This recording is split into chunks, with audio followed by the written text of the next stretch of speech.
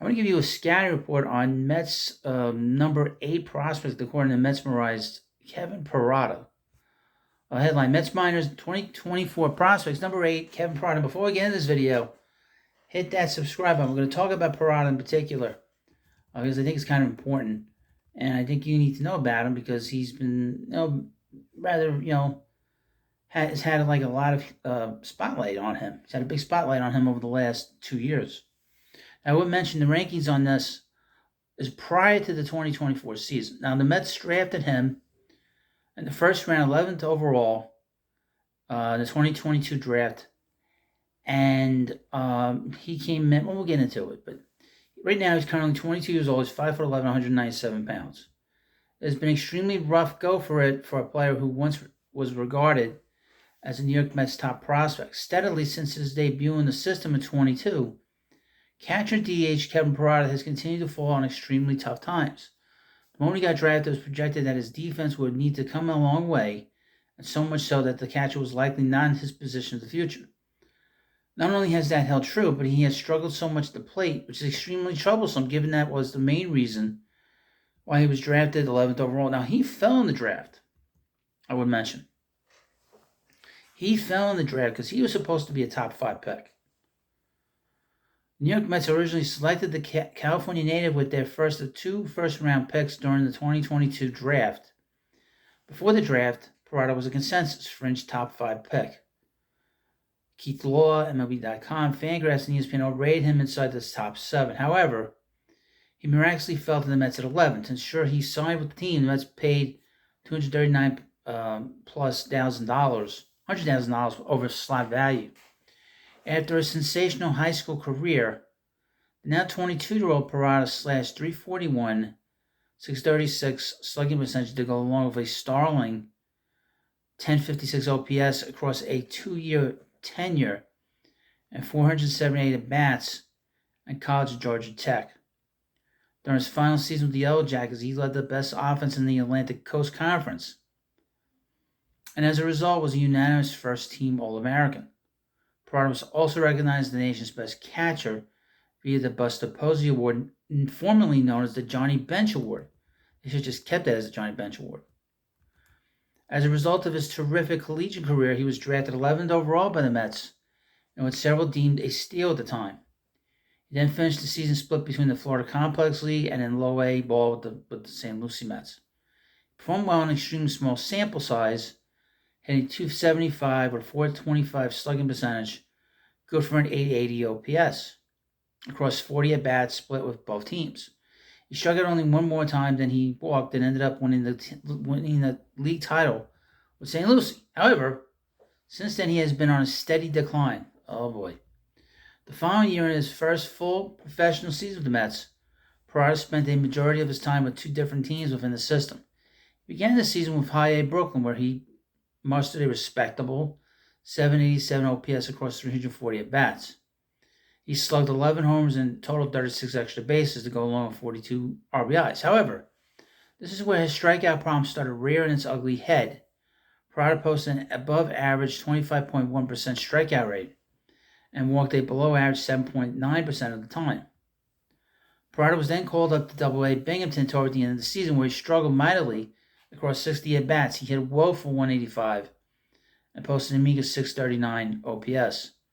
Parada struck out an extremely troublesome 38.3% of the time and on the walk rate below 7%. Wow. Not only was his bat, which was why he drafted so high, very troublesome in 23, his defense was worse. Parada allowed a staggering 129 stolen bases, wow, across only 72 games, posting a caught stealing rate of only 18%. For comparison's sake, the MLB average caught stealing is 31%. Those defensive issues carried into the Arizona Fall League and followed him into the season with Double-A Binghamton. In the Arizona Fall League, he allowed 36 stolen bases. Wow. Only throwing out 5 runners. That's terrible. Meanwhile, in 24, he has allowed 21 stolen bases, thrown out only 3. I would mention, there's more just to mention. The Mets have been terrible at the big league level throwing runners out.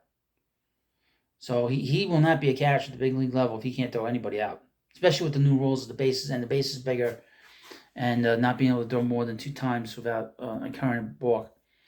Of course, controlling the run game is not the only job of a catcher, but it is a very important one. Every indication points to the projections pre-draft that the catcher position is not feasible for him as his career goes on. He already started 7 of his 22 games played this season in the designated hitter spot. Besides catcher and DH, he has not started at any other position during his tenure in the Mets organization. Would first base be more feasible? Unfortunately, like the defense, the bat has been once again very troubling for Parada in 24. So far, through 78 at-bats with Double-A Brooklyn, Parada owns a 167, 280, 256 slash line. His 536 OPS is on track to be the lowest of his career, and his strikeout rate is still elevated at 31.2%. Not to mention, early on, he has shown little to no power, as evident by the 256 slugging percentage and an isolated power ISO of only 0.90. This mark is not only way off the general 140 average, but much lower than his 116 career mark. Wow. You learn a lot about these players when you start digging into some of these sort of more advanced statistics, how much they're struggling. As mentioned, Parada started the season with Double-A Binghamton and projects to be there until he can figure it out. At already 22 years old, it's imperative that the one start of steal at the draft starts to come around. His current form for Binghamton is pretty off his small, subpar career averages across his young professional career. If he wants to be considered a legit top 10 prospect in a strong Mets system, getting the strikeout rate down is a must, which should help him increase his overall play. One potential sign of hope is his walk rate to begin 24 is close to where it was when he first began his professional career. Hopefully he can parlay the better pitcher selection into better production. If these rankings were done now, Parada would find himself comfortably outside the top 10.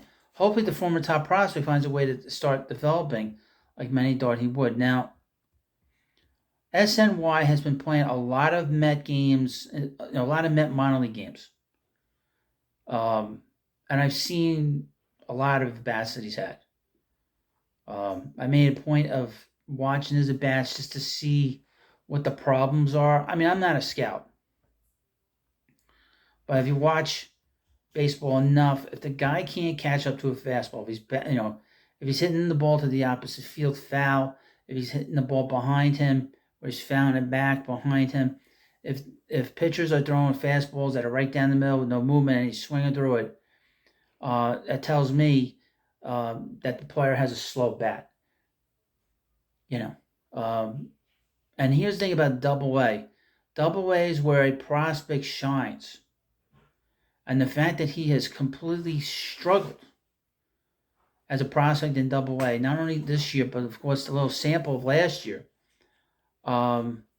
puts in doubt his status as a prospect. And like I said, from what I've seen, his bat looks, if anybody's a fan of his or is a friend of his bat looks slow to me. Okay. And I've seen dozens of players, I've seen thousands of players come along the pipeline. You know when a guy can hit and a guy has got a fast bat. He's late on a fastball. Like I said, he's late on the fastball. He swings through the fastball a lot of times. He hits the ball the opposite field foul, hits the ball back, and he's not hitting the ball hard to pull. Now he has a reputation as a guy that has power. I've not seen it, and I would also say this: he played in the Arizona Fall League. They didn't mention much in the video in this thing that I read to you about how he hit. He didn't hit much there either. Now, one of the things that they said about him as a catcher prior to the draft was they were concerned that he would sort of wear down, that he could not handle the rigors of a full season as a catcher in college. Now, if he can't handle it in college and they're not playing every day, how's he going to handle playing in the minor leagues and then eventually the major leagues? It's going to be tough. And if he's at his age, he can only catch, and he's not a good catcher, and he's DHing, and he's not hitting the way people think, then this is a very difficult situation. That's my own comment. I always say, if I haven't seen a player, I can't give you my comment on him. Okay? He's a player that I've seen a little bit of, so I have an idea of how he swings the bat, how he hits. That's why I did this video, to let you know what I think.